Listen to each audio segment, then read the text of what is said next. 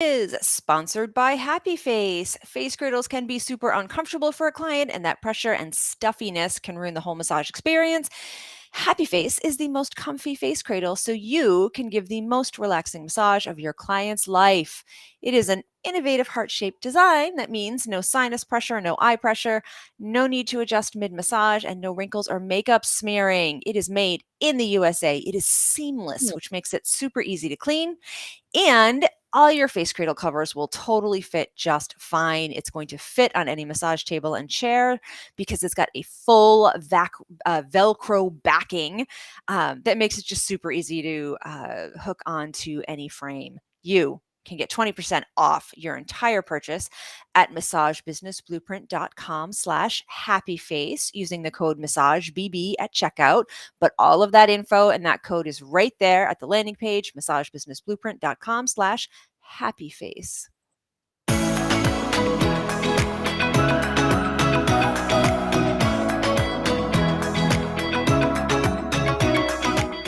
Hey everyone, welcome to the Massage Business Blueprint podcast, where we help you attract more clients, make more money, and improve your quality of life. I'm Michael Reynolds. I'm Alyssa Haynes. We're your hosts. Welcome to our show today, and belated happy birthday to you, Alyssa. I know I wished you happy birthday on the interwebs, but I also want to verbally wish you happy birthday. You did, and it made me cry. It was so sweet.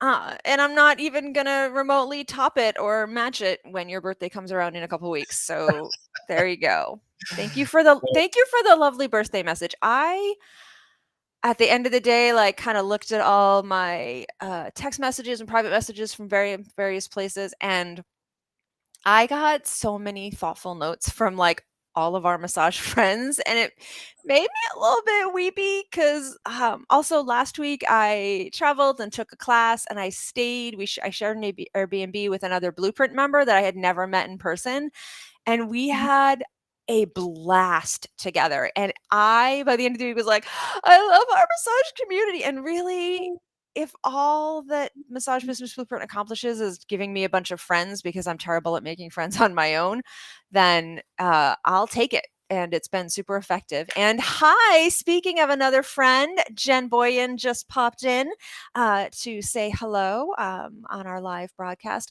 Hi, Jen. I've been thinking of you. Jen's in Southern Illinois, I think. Anyhow, that is my shtick on all the friends we've made. And I'm so delighted, and really grateful for everybody. Well, you deserve every bit of it. I hope so. So, what are you reading? I read for funsies just before I went away, and then last week I was at my class where I would absolutely fall asleep every night, and the Kindle would fall on my face because I was so exhausted from my brain working. A book called Portrait of a Thief by Grace D. Lee, and it was really great. It was about this crew of five friends, who, for various reasons, decided to begin taking back Chinese art and artifacts that had been stolen from a particular palace in China. And it was really fun and interesting and sweet. And it was a really good book, Portrait of a Thief, Grace D. Lee. What are you reading? Thanks for sharing. I'm reading Atomic Habits by James Clear. It's been around for a while. It's kind of been on my mental list for a while. But I got it, not as really a gift necessarily, but like I kind of picked it up at an event one time as one of those kind of giving away books and stuff. And I had it on my shelf for a while. I started reading it, and I'm really enjoying it so far. I'm not finished with it, but it's all about creating habits for success and productivity, and kind of setting up your environment and learning from various just methods of developing good habits. And so really enjoying it so far. It's actually helping me apply some of these principles to other areas in professional life as well, and help others with these sorts of things too. So it kind of really integrates into a lot of what I'm doing in the financial space. And I think it also might apply to some of our accountability stuff we do in Blueprint Mastermind. So I'm really enjoying it. So not quite finished, but so far so good. Yeah, I skimmed it. I got it from the library, but then I skimmed it quickly, and then it got returned before I finished it. But the author was on the podcast I like, Gretchen Rubin's Happier podcast. I don't remember anymore. The Happiness Project, something like that. Anyhow, I've been listening to her for so long, I don't remember the name of it anymore. It has a yellow podcast cover. Oops, and then I just accidentally muted myself because that's how I'm running. So Yes, the interview with the author was really good. And can I give you a little thing I learned about habits? sure. So a little pro tip I learned about habits from the ADHD community on Twitter a couple weeks ago was that the thing that people often with divergent issues needs are like structure and habits, but it's also the hardest thing for someone with ADHD to create is a structures for themselves. But introducing the concept of novelty, so like they'll try something, an organizer, an app, or whatever, um, or just setting timers, and then they might get the hang of it, but then the novelty wears off and it stops being fun, so it stops being an effective tool. And just tweaking the habit just enough to be different, even if it just means like setting a different alert tone for the timers you set, or moving where the app is on your phone, or introducing some kind of novelty every few months can people with ADHD maintain a habit that they might have gotten into their system. They might have like gotten into their daily structure, but loses its novelty and therefore they stop doing. Good tip. Anyhow, rando, but there it is. All right. Very useful. Well, thank you. Before we move on to our topic today, let's give a shout out to our friends at ABMP. Yay, ABMP! Today I want to talk about the Massage and Bodywork magazine. It is an award-winning magazine. ABMP members get it in print delivered to their mailbox, but anyone in the whole wide world can get it online for free, massageandbodyworkdigital.com. We write a Blueprint for Success column, which, we really enjoy and think is pretty useful. It is a professional journal that includes techniques, in-depth features, video tie-ins to cover the issues that matter to professional body workers. And I really love the magazine and think everyone should check it out. You can check that out at massageandbodyworkdigital.com. And you can check out all of the ABMP stuff at abmp.com. Super easy to find everything. All right. Thanks, ABMP. All right, Allissa, let's talk. Do I have to take my clients back? No. Wrap All it right. up. Who's our next sponsor? Thanks, everyone. No. Have a great day. See you next time. One of our friends asked a really great question, and I'm gonna just read the text of it. I am still a few months away from taking massage clients, and I still plan to do a phase 1, phase 2 kind of thing, but I need some advice. I don't want all of my clients back. I know that many won't be returning, but there are more than a handful that keep checking in, and I know that we are no longer a good fit regardless of when I reopen. I haven't done a mass email for my clients in about a year. Am I ethically obligated to update all of them when I am heading back? What do I say if they find out I'm taking some clients, but not all? I know that this is the time for me to reframe and reshape my practice. I'm not sure how to kick it off when there are people I just don't want to work with anymore. This is beautiful. It's beautiful because this is like a universal question that a lot of people have experienced as they return to work. I experienced it myself. But no, you are not ethically obligated to update anybody about when you return to work. I do think we are ethically obligated to be upfront and honest with people if they approach us, and we're going to cover how to do that. But no, you don't got to see anybody you don't want to see. And this is a beautiful opportunity to call that list. This can get tricky because if you see some people who are like a group of friends and there's 1 or 2 people in that group you don't want to see, but you contact the others, it can get a little complicated. And again, we'll be ready with some scripts. Or you can just decide that if you don't want somebody back from a certain friend group or a certain family, maybe you just don't see anyone from that particular group. That is a valid choice. It's going to impact how quickly you're able to come back from work and get up to a full-time schedule. I happen to know that's not really an issue for this particular person, but be aware of that landmine should it occur. It's okay to just call a client for any reason. If they want whatever, craniosacral, and you don't want to do that anymore, call them. If they are going to push back on your safety protocols, ditch them. If they always wanted a 6:30 appointment, but your latest appointment is now 6 p.m. and you know they're going to push you on it, delete them from your list. Again, perfect opportunity to reboot your practice with no apologies. It's okay to not take someone back who is not a perfect fit for what you are trying to build. Now, inevitably, and this happened to me, when someone calls because they hear you're back, even though you did not email them or alert them in any way, I suggest something like, and this script is actually culled from what Michael suggested. I'm reopening with a limited capacity and a more specific focus to my practice. I will only be working with clients who are an ideal fit for the work that I do. And then you send them some referral options for therapists around you who might be a better fit for them and wish them all the best. That's it. And if someone pushes back on that, you can just hold firm. I appreciate that we used to have a great working relationship, but I am no longer able to provide the kind of work or schedule or whatever. I hesitate to say schedule because what if they actually really want to see you and they adjust their schedule?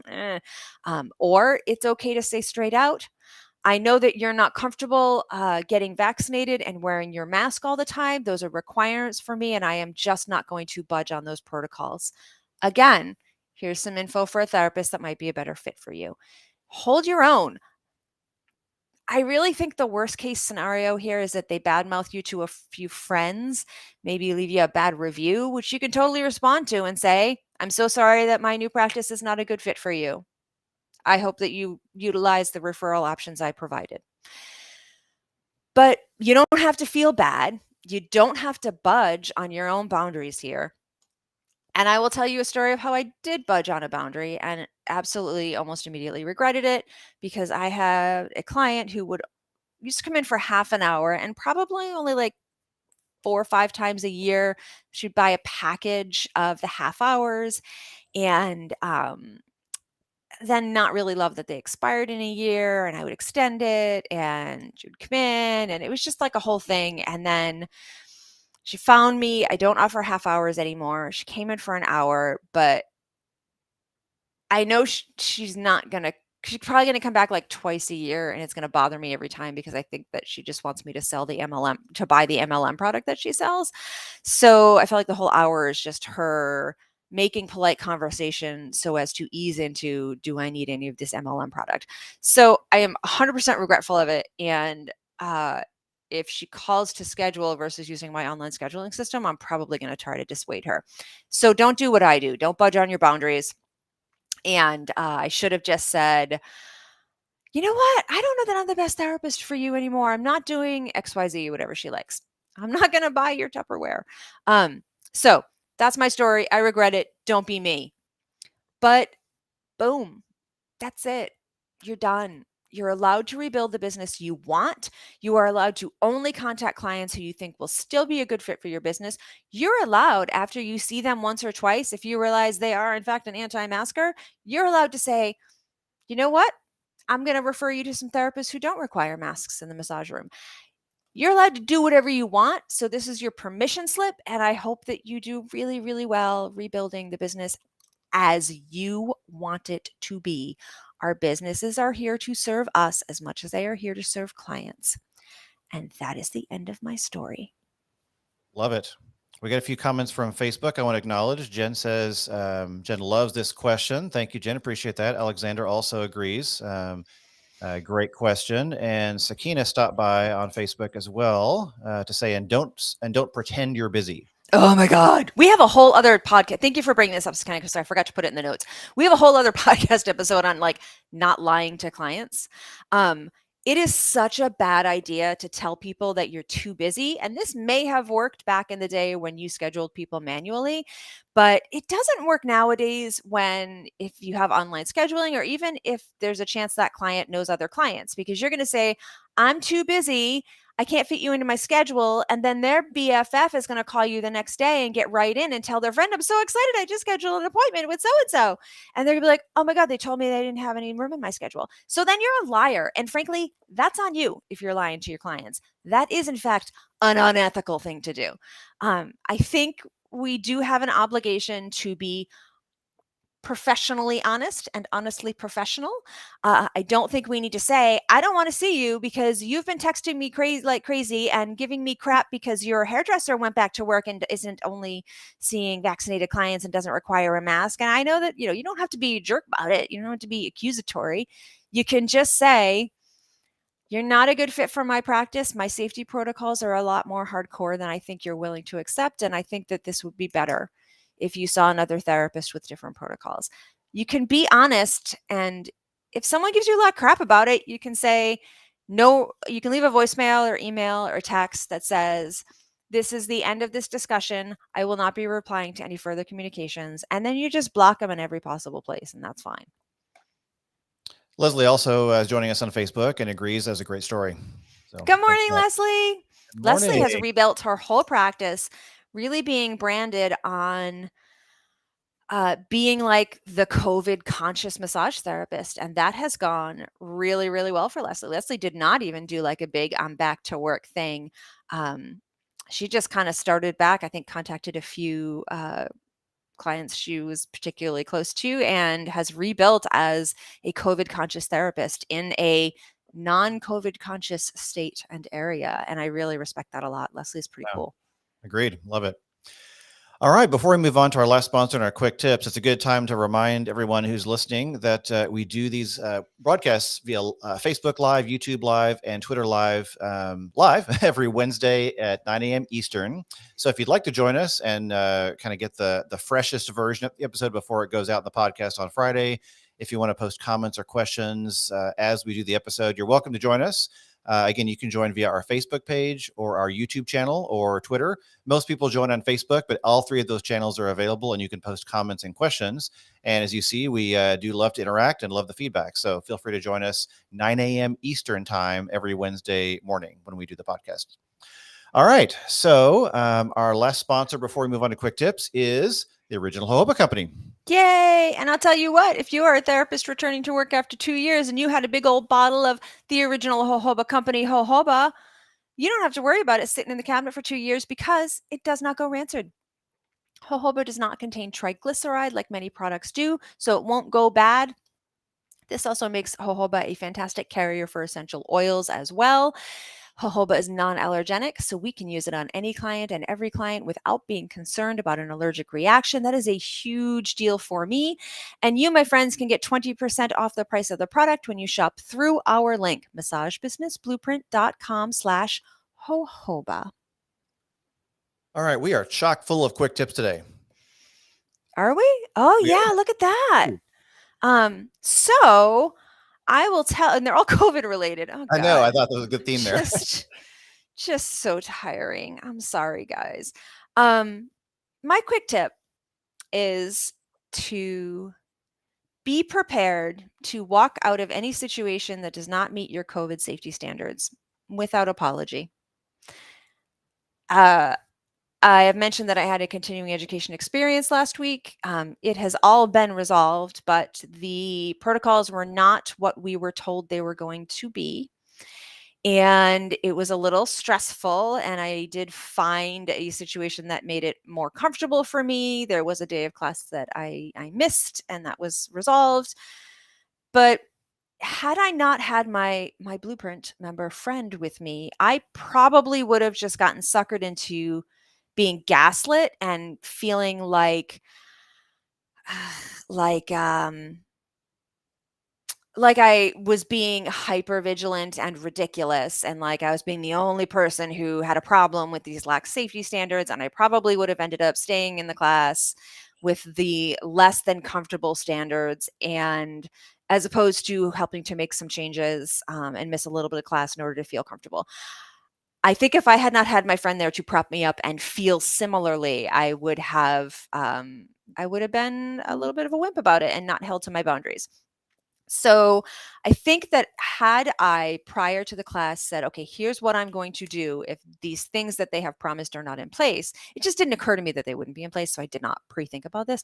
I think that it is going to be useful for me in the future to have a proper escape plan in place for any particular situation, which could turn out to not be awesome. So that is my quick tip. Be prepared to leave any situation that you are not comfortable in without apology. Yeah, when I saw you talking about the story, I was so vicariously frustrated for you because the instructor, you ask very specific questions and the instructor promised very specific things and then they didn't happen. Like it, they lied to you. Like it's Yeah, just and so it was actually frustrating. a communication thing because it was the site host who promised us certain things and not the instructor, Oh, but I'm the sorry. instructor had agreed and said, like, months and months back, that they were going to be following the instructions of the site host for any particular location. And then one, they didn't, and then two, the site host didn't have some of the things they said they were going to have. So it was kind of a dual failure. And the CE people, they have made good on it. They were pretty accommodating, and so I'm not going to like trash any particular company because I think a lot of it was a communication and expectation failure. But I wish that I had been more prepared to be more assertive about them meeting the standards on the first day. I should have, at the first break, I should have called the site people. I should have put my foot down and said, you promised us this expectation needs to be met. Or you're going to have to pay me a whole lot of money for tuition and lodging and food and lost income. But you sign a contract that says they're not going to be responsible for any of that. So it was frustrating, but now I know. Yeah. All right. Well, continuing on our COVID themed quick tips, I found a new app that I'm pretty excited about. So it's called the Covis app.